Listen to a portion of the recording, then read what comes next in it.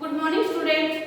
दी Asian senior secondary school Begu की ओर से आयोजित ऑनलाइन क्लासेस में आप सभी का मैं आज हार्दिक स्वागत करती हूँ। आज कक्षा 12 विषय हिंदी, अनिवार्य हिंदी, जिसमें पाठ 1 संतवाणी, जिसमें कबीरदास जी, तुलसीदास जी एवं कृपाराम खिवरिया के द्वारा बताए गए दोहे हैं। उन दोहों को हम सभी पढ़ेंगे और विस्तार से उनकी चर्चा करेंगे। लेकिन एक कवि को लेंगे, जैसे कि आज कबीरदास जी के बारे में पढ़ेंगे, फिर तुलसीदास जी के बारे में, फिर कृपाराम खिवरिया के बारे में पढ़ेंगे। इनके द्वारा जो दोहे बताए गए हैं इनके बारे में विस्तार से चर्चा करेंगे।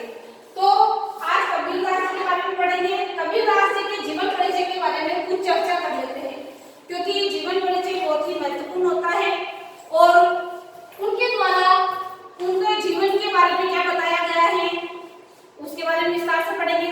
साथ ही उनके द्वारा दिए गए दोहों में क्या बताया गया है वह भी पढ़ते हैं। तो जीवन परिचय में सर्वप्रथम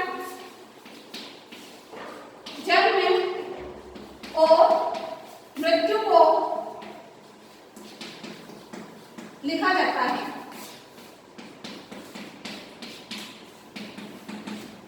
जन्म और मृत्यु के बारे में लिखा जाता है। इनका जन्म सन 1398 ईस्वी में काशी के समीप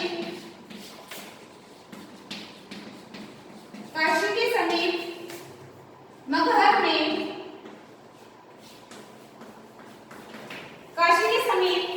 में हुआ। हाँ, तो जन्म के बारे में कबीरदास जी का जन्म सन 1398 ईस्वी में काशी के समीप मगहर में हुआ था और इनकी मृत्यु 1518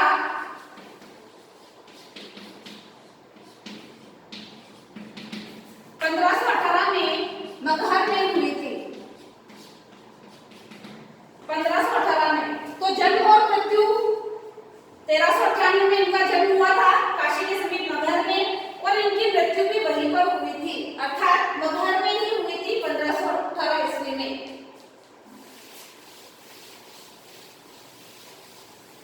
इनके बारे में कहा जाता है कि इनका जन्म, माता पिता का जो परिचय लिखते हैं उसके बारे में, इनका जन्म एक विधवा ब्राह्मणी की कोख से हुआ था और लोग लाज के भय से उन्होंने कबीर जी को लहरताला के पास एक तालाब में प्रवाहित कर दिया था और वहां से वह उनको छोड़कर चली गई। लेकिन इनका पालन पोषण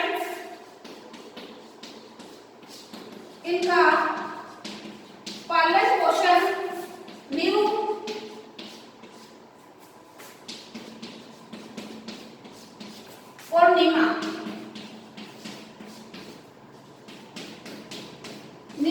और नीमा नामक जुलाहा में किया था।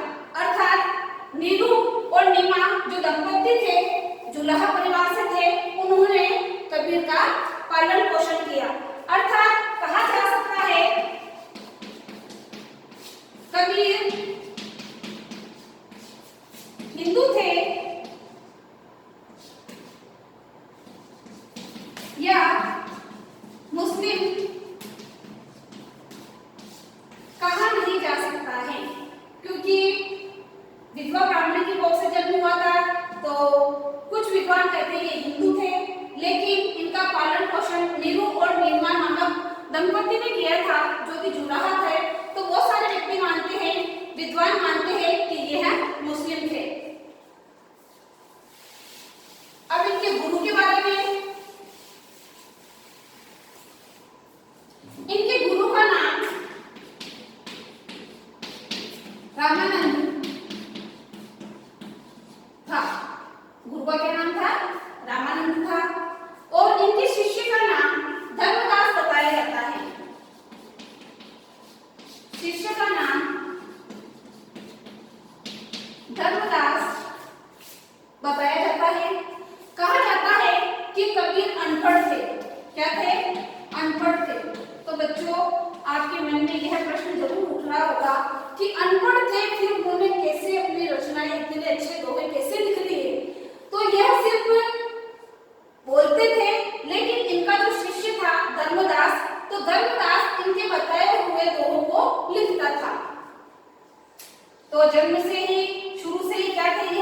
अनपढ़ थे, लेकिन इनको बहुत ही ज्ञान था।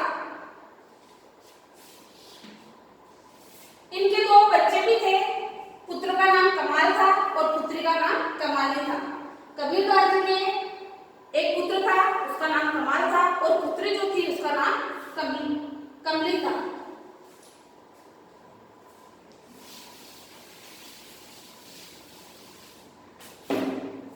कहा जाता है कि कबीरदास पहले कवि न होकर समाज सुधारक थे। समाज सुधारक पहले कहा जाएगा और दूसरे नंबर पर इनको कवि कहा जाएगा। कवि से पहले क्या है कबीरदास जी? समाज सुधारक। इनकी जो रचनाएं हैं, कबीरदास जी की जो रचनाएं हैं वो बीजक में संकलित है। किसमें संकलित है बच्चों? बीजक में। और बीजक के कितने भाग बताए गए हैं? बीजक के 3 भाग बताए गए हैं। कितने भाग? 3 भाग। पहला है साखी, दूसरा है सबक और तीसरा है रमेली। साखी, सबक और रमेली, इनकी रचनाएं बीजक में संकलित है। बीजक को 3 भागों में बांटा गया है। पहला आ जाएगा साखी, दूसरा पार्ट आ जाएगा सबक और तीसरा आ जाएगा रमेली। आचार्य हजारी प्रसाद द्विवेदी ने कबीर को वाणी का डिक्टेटर कहा है। किसका?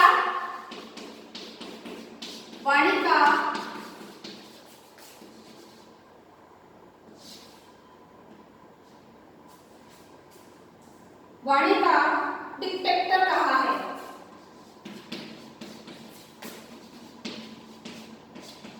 किसने कहा है? आचार्य हजारी प्रसाद द्विवेदी। किसने? आचार्य हजारी प्रसाद द्विवेदी ने इनको वाणी का डिक्टेटर कहा है। तो अपनी पाठ्य पुस्तक में संत वाणी में कबीरदास जी ने राहे आडम्बर के बारे में बताया गया है। और वह नहीं मानते थे कि ईश्वर अनेक है, वह कहते थे ईश्वर एक ही है। इंसानों ने इनको अलग अलग धर्मों में बांट दिया है। तो आज आपके सामने में उनके जो संत वाणी में कबीरदास जी के द्वारा बताए गए 7 दोहे हैं, उनके बारे में बताऊंगी और कठिन शब्द आपको साथ के साथ बताऊंगी।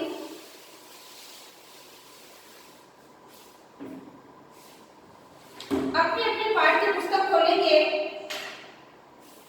और दोहों को ध्यान से देखेंगे, पढ़ेंगे। मैं आपके सामने वैसे बोर्ड पर लिख रही हूँ, हर दोहा लिखूंगी और उसको आपको विस्तार से समझाऊंगी। पहला दोहा है,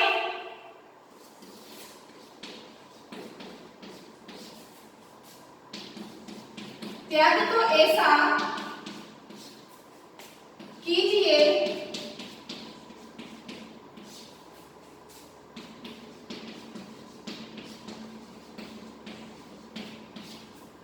सब कुछ एक ही बार, सब कुछ एक ही बार,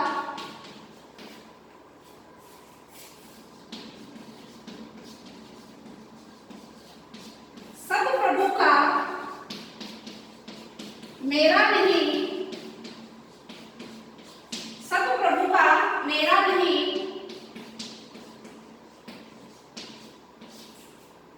निहचे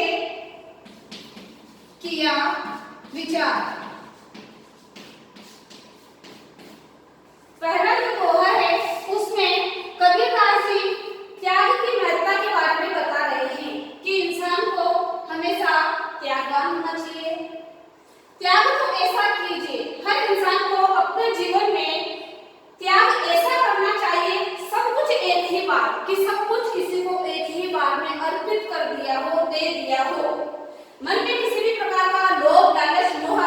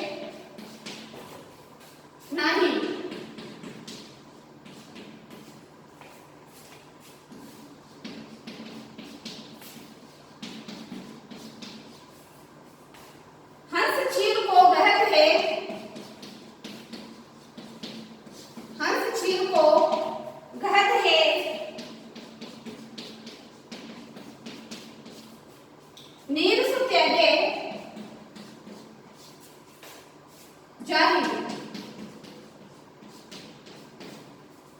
सेकंड दोहा जो है उसको देखो। सुनिए गुण की वार्ता। वार्ता का अर्थ होता है श्रेष्ठता से, कि हे व्यक्तियों, श्रेष्ठता से अच्छी तरीके से गुण के बारे में सुन लीजिए। जितना ज्यादा हो सके गुण की जितनी अच्छाई होती है, कोई भी गुणी व्यक्ति अगर गुणों की बात करता है तो उसके बारे में हमें उन बातों को सुन लेना चाहिए। वार्ता का अर्थ होता है श्रेष्ठता, कि हमें गुणों की श्रेष्ठता के बारे में सुन लेना चाहिए, उनको ग्रहण कर लेना चाहिए। अवगुण का अर्थ होता है अवगुण। अवगुण का अर्थ होता है अवगुण, लीजिए का अर्थ होता है लेना, और नाहे का अर्थ होता है नहीं।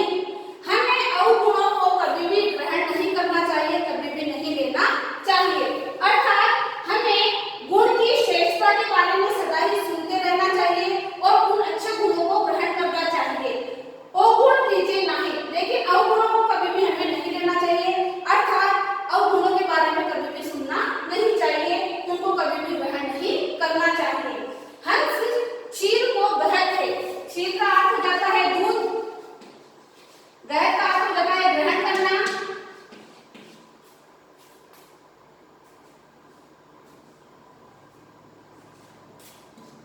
नील का अर्थ हो जाता है पानी। त्यागी का अर्थ हो जाता है त्यागना। जिस प्रकार से हंस होता है उसको अगर दूध और पानी दोनों मिलाकर दे दिए जाते हैं, अगर हंस को दूध और पानी दोनों मिलाकर दे दिए जाते हैं तो हंस सिर्फ दूध को ही ग्रहण करता है। हंस सिर्फ दूध को ही ग्रहण करता है और पानी को वह त्याग देता है। यह क्वेश्चन आ जाता है कि दूध और पानी को कौन अलग कर सकता है, तो इसका उत्तर होता है राजहंस। राजहंस दूध और पानी को अलग कर देता है, यह सिर्फ दूध को ही ग्रहण करता है। अर्थात इसमें दूध को गुण के समान बताया गया है और पानी को अवगुण के समान बताया गया है। तो हंस की समझना है कि उसको सिर्फ अच्छाई ग्रहण करनी है, तो सिर्फ दूध को ग्रहण करता है और पानी को वह त्याग रहा है, पानी को वह छोड़ रहा है। यह भी आपको समझ में आ गया होगा।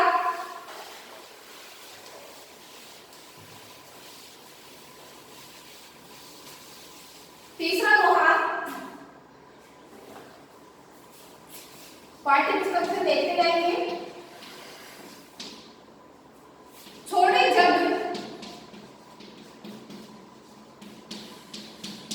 जब अभिमान को, अभिमान का अर्थ गर्व या घमंड से लिया जाता है। सुखी भया सब जीव, सुखी भया सब जीव, भावे कोई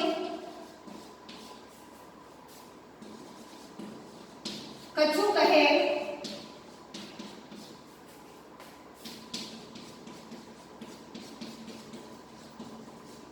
मेरे ही है निज पीर। छोड़े, छोड़े का अर्थ हो जाता है छोड़ना। छोड़े जब अभिमान को, अभिमान का अर्थ गर्व या घमंड से लिया जा सकता है। जब व्यक्ति अपने जीवन में अभिमान अर्थात गर्व या घमंड को छोड़ देता है, और गर्व और घमंड कौन सा व्यक्ति करता है? वही व्यक्ति करता है जो बार बार कहता है ये मैंने किया है, ये मैं कर सकता हूँ, ये मैंने किया है। तो ऐसा व्यक्ति जिसको कि कर्ता भोक्ता कहा जाता है, सुखी भया सब जीव। अगर ऐसा व्यक्ति अपने जीवन से गर्व और घमंड को छोड़ देता है तब उसका जीवन क्या हो जाता है? सुखमय हो जाता है। और घमंडी व्यक्ति का जीवन हमेशा सुख भरा नहीं होता है, उसका जीवन हमेशा दुखदायी होता है। तो अपने जीवन को सफल बनाने के लिए, अपने जीवन को सुखी बनाने के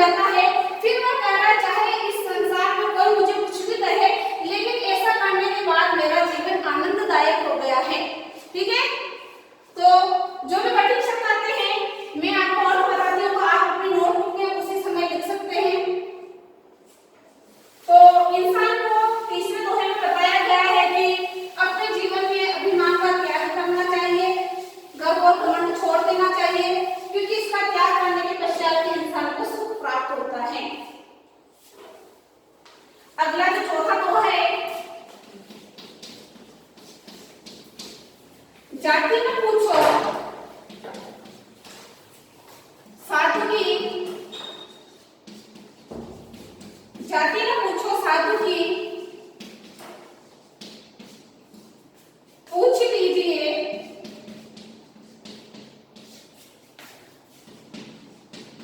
लीजिए ज्ञान,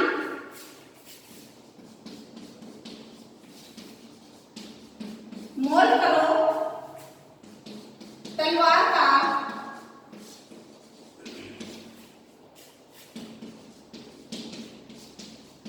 पड़ा रहने दो म्यान। बाहरी जो आडंबर होता है उसका विरोध किया गया है। बाहरी आडंबर की तरफ आकर्षित नहीं होना चाहिए किसी भी व्यक्ति को। कबीरदास जी कहते हैं जाति न पूछो साधु की, साधु अर्थात संत जन सज्जन पुरुष। संत जन होते हैं, हमें उनकी कभी भी जाति नहीं पूछनी चाहिए। पूछ लीजिए ज्ञान, उनमें जितना ज्ञान है उस ज्ञान को ही हमें ग्रहण करना है। तो हमें सिर्फ ज्ञान की तरफ ध्यान देना है, ना कि साधु की जाति की तरफ। मोल करो तलवार का, जिस प्रकार से अगर हम तलवार लाते हैं तो तलवार को देखते हैं, तलवार का मोल भाव करते हैं, ना कि उसकी म्यान का, अर्थात जिसमें तलवार पड़ी रहती है वह म्यान। तो प्रस्तुत होने में कबीरदास जी कह रहे हैं कि बाहरी आडंबर जो होता है उसकी तरफ आकर्षित नहीं होना चाहिए। उसमें कितना गुण है, कितनी अच्छाइयां है, उनको हम कितना ग्रहण कर सकते हैं, इसकी तरफ ध्यान देने की जरूरत है। तो कबीरदास जी कह रहे हैं कि कभी भी साधु के अर्थात सज्जन पुरुष की, संत जन की जाति हमें कभी भी नहीं पूछनी चाहिए, क्योंकि जाति से क्या लेना देना। पूछ लीजिए ज्ञान, उस संत में, उस सज्जन पुरुष में कितना ज्ञान है उसको हमें ग्रहण करना है।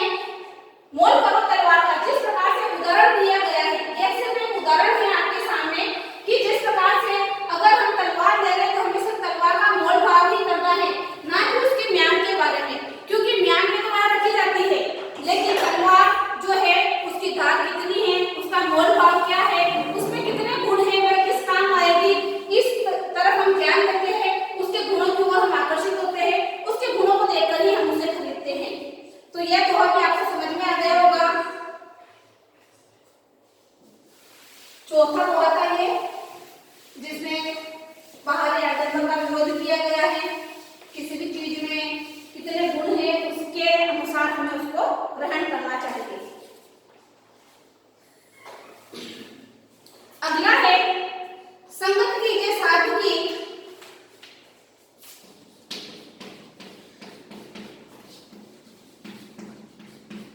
संगत कीजिए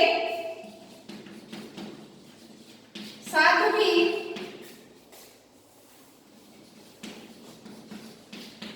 कभी न निष्फल, कभी न निष्फल होय,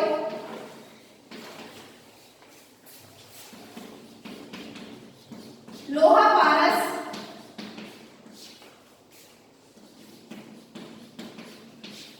परस के, परस का अर्थ स्पर्श से हो जाएगा, सो भी कंचन हो, कंचन का अर्थ सोने से लिया गया है। पांचवें दोहे में बताया गया है कबीरदास जी के द्वारा संगत कीजिए साधु की। संगत का अर्थ होता है संगति करना, साथ में रहना। हमें हमेशा साधु या संत जन या सज्जन पुरुष जो होते हैं उनकी ही संगति करनी चाहिए, उनके ही साथ रहना चाहिए, क्योंकि उनकी जो संगति होती है कभी ना निष्फल हो, निष्फल यानी बेकार या व्यर्थ, वह कभी भी व्यर्थ नहीं होती है, बेकार नहीं जाती है। जिस प्रकार से उदाहरण बताया गया है, लोहा पारस, परस पे, परस का अर्थ है स्पर्श से है, और पारस एक बहुमूल्य,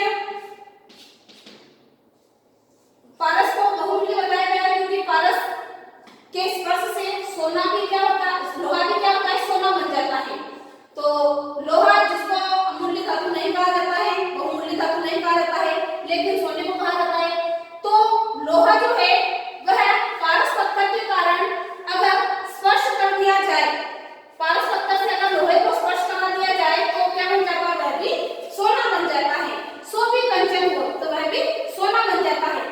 तो प्रस्तुत दोहे में कबीरदास जी संगत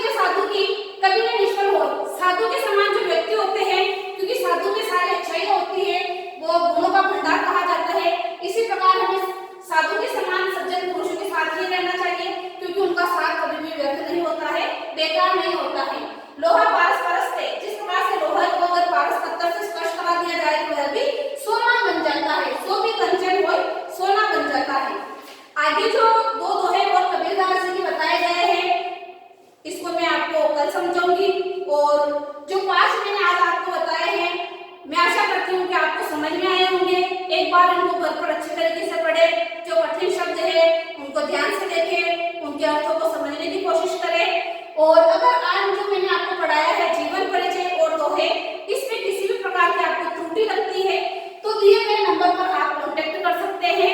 और ज्यादा से ज्यादा इस वीडियो को अपने दोस्तों के साथ शेयर करें। और नेक्स्ट वीडियो में आगे के जो दोहे हैं वो मैं आपको कल पढ़ूंगी। धन्यवाद।